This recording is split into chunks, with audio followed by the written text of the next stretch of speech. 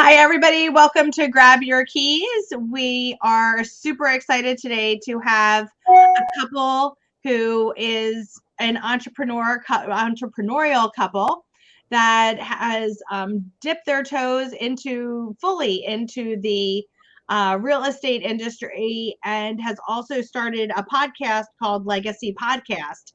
So I can't wait to hear more about all the fun things that you're doing in this crazy market that we're in. So, Joe and Kelly O'Brien, why don't you tell us a little bit about both of you and what you're all about? Tell us your story. Okay. Okay, you can start. Okay, thanks. So we obviously are married and we've been together. I'll give you that background real quick. We've been together 15 years, married 5. Great. So long time. I feel like we've been together. And then I am a hairdresser and Joey owns his own heating and air conditioning business. Great. And we have a couple rental properties. So from there, we just kind of decided it just made sense to get into the real estate world. Yeah. So how did you get into having rental properties? So that came from my side. Yeah. So my dad, he's an entrepreneur himself. He's self-employed, and back in 2000, he bought his first rental property. So I grew up in that realm, more or less, seeing him purchasing properties, fixing them up, and getting renters in there. So it was something I always had in the back of my mind, on top of being a self-employed or working for myself, eventually owning real estate for the passive income. So that's kind of that's what got us into into real estate. So for those of our viewers who are not familiar with what the term passive income is, what is passive income? So I guess the way I would explain passive income is it's kind of tough because I think everybody has like a different explanation or a different, the way they would describe it. But for us, it's money that's coming in, positive cash flow that's coming in after all expenses that we're not necessarily working a 9 to 5 for. So in our case, for the rental properties, we've done all the work to them, a lot of the capital improvements. So our month to month, our positive cash flow is quite high. So that would be how I would explain it. I'm sure that everybody has a right. So you have an extra stream of income and revenue coming in that is not part of your normal jobs, we'll say. Right. In the meantime, while you keep on buying these investment properties, you're building tremendous amount of equity and wealth. And I would think that that's what you're trying to educate your viewers and others who are viewing our podcast of why it's so important, especially in the market that we're in right now, to look at possibly buying investment properties. Multifamily investment properties for first-time home buyers is fabulous right now. It's a great market to get into. You can get into for FHA. So do you have in your investment portfolios mostly single families or multi-units? They're all single families for right now. One's it's in Staver Mill community, so it's like townhome-ish. I don't know what they consider those, but I would consider it a townhome. Yeah. And then we have a single family in Ivyland Borough. But the goal is to get the multifamily route eventually. In this area, they're kind of sparse, like in our direct kind of sphere where we like to be. So they're out there, but it seems like people like to hold on to them, so they don't become available as often as, Right, because they're generating revenue and there's no point to it. So what would you say that your 3 keys to success are, to your success? What are your 3 keys? So Kelly, you can start off. I would say the first one would be action. Joey, especially Joey, for action. He's very good at setting his mind to it and knowing like, this is what I'm doing. And then he just pulls the trigger and he goes. Sink or swim, he's going for it. Right. So that's like it's not just saying you want to do something, but actually committing to doing something. So even if you fail at doing it, it's a great learning experience. and that's worth its weight in gold. Is now For you know sure. what not to do. So definitely, like Kelly said, hit the ground running, take an action. Also consistency. So like, for back on the real estate world, being consistent with kind of reaching out to Our sphere clients and that type of stuff. So being consistent with these actions, it's eventually, it's like a snowball. Yeah. How do you reach out to your past clients and your sphere of influence? We send out our monthly newsletter. We have a text chain that we send out weekly, which is really nice because it hits a whole group of people kind of all at once, which is good. And then we try to send out other emails and have events throughout the year to keep in contact with everyone and make everyone feel like we still care and we're connected. Yeah, that's great. So that's something we're still learning too, especially coming on with Keller Williams, having command at our fingertips, utilizing that or leveraging that technology. So, which is awesome. Before that, it was more like in person, talking to people, but now we have the ability to utilize that technology. So, and then on top of that, between Kelly and her industry and me and my industry, seeing all our customers and reminding them, hey, we don't only do hair or HVAC, we also are in real estate as well. So, and then that's when we kind of get more, we can start asking questions and, reach out to them, on a weekly or monthly basis to stay top of mind with them. Yeah, I love that top of mind. I love the leveraging technology. So action, consistency. What's that third key? Kelly? I would say persistence, that we just keep trying to learn the real estate game and keep our feet in there, like keep our feet wet, as they would say, I guess, just so we know what's going on, what could be upcoming in the industry, just making sure we know what we're talking about as well. So and trust us. Yeah, so I have to ask you, so persistence, consistency, action, I love that, but how does it work and how do you balance, family, working with your spouse? Like how is that even possible? Like I don't even know what to say. I feel like still are like figure that out here and there, depending upon what situation arises. But we have a really good support system with my parents and his parents that help us out, that if we need someone to watch our kids, it works. I have taken my kids on a couple showings with me. I'm not going to lie. I have taken my youngest one into the office with me for classes. We just kind of make it work how we can. It's kind of like any spare time you have. There's always something to do. So there's not really like a lull. So if I'm not busy with HVAC, then I can work on, on the real estate side. So it's like any waking moment is like, we can, direct that. We do a lot of things when the kids go to bed. Yeah. You have a lot of irons in the fire, including being a parents of two.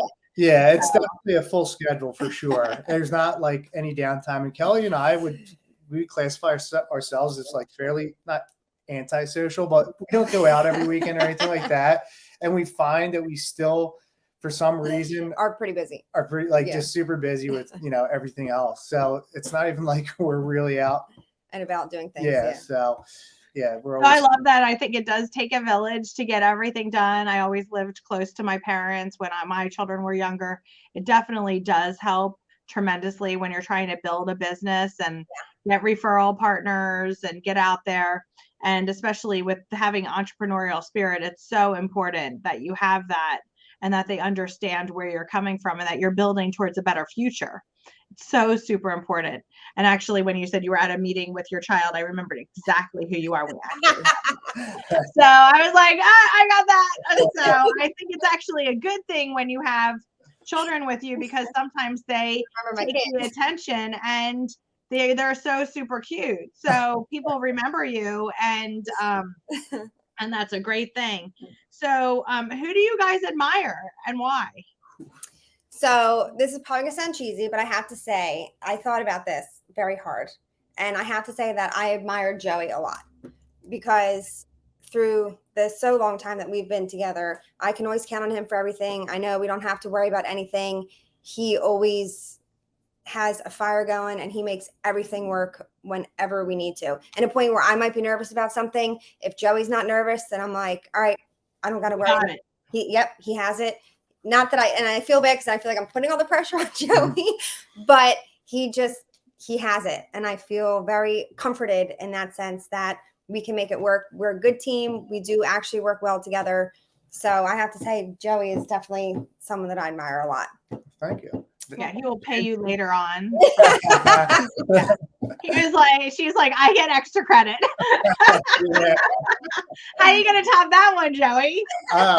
You know what? I did think about this, and I had a couple like people in mind, but I think ultimately this may be a little vague. But I admire the people who get up every morning, and they could be in the worst mindset or the worst like just situation, and then they get after it every day, and they're better every day than the previous.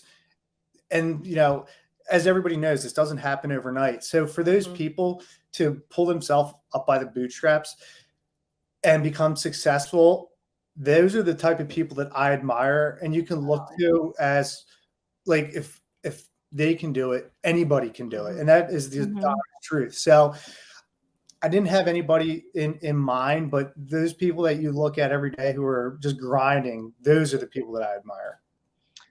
Yes, totally agree with you on that. And I was at a presentation with a speaker this week, and I'm reading the book that he wrote right now. And he said, you have a choice every day when your alarm goes off to hit snooze.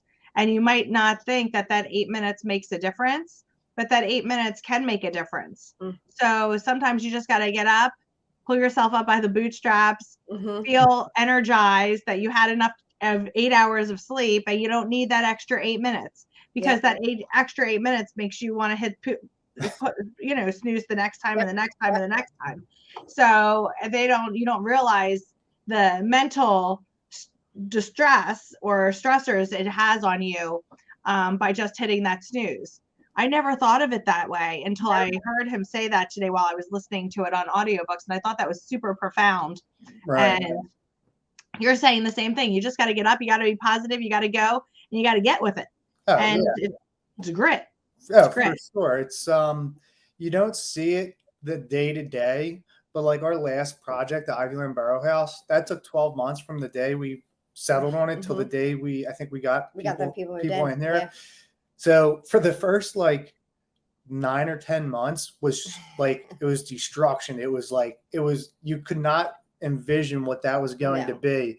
But then those last couple months of, the final touches, you really got to see that, what we worked so hard to accomplish. So, it's not going to be the first day that you wake up early or the second day, but it's going to be, it's going to compound over time. And that's what you're working towards. So it's not overnight success. It's kind of, like you said, it's playing the long game. It's the end game, what you're working towards. It's just so being satisfied at the end result. Certainly. And it's great that you can revel in that, and that you can understand that your hard work paid off. Yeah. Certainly. Great.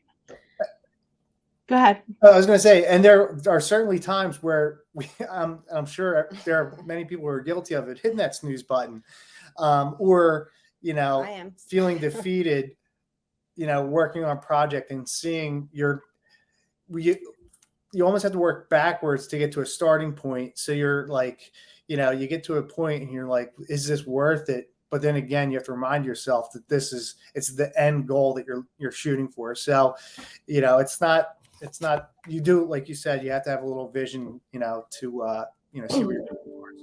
Yeah. You're building wealth through equity in your homes and the sweat equity of your homes and the renters paying your mortgage every single day. And that's what a lot of people don't understand in this marketplace. It's great that rent is constantly going up, but it's not great. It's great if you want to buy a house and then not be a renter, because right now the renters are paying other people's mortgage at 100% interest. Oh, for sure. So, it's nice to have that, maybe even turning those renters into buyers so that you can backfill those. And then you can coach them up so that they can gain wealth through home ownership. I always said where I'm helping people build dreams, build wealth, and build memories. So I always say that that's the best way is through home ownership. What HVAC, hairdresser, realtors. I mean, if you had a magic wand, would you be anything else, or you absolutely love everything you're doing? No, I don't think I could be anything else, truthfully.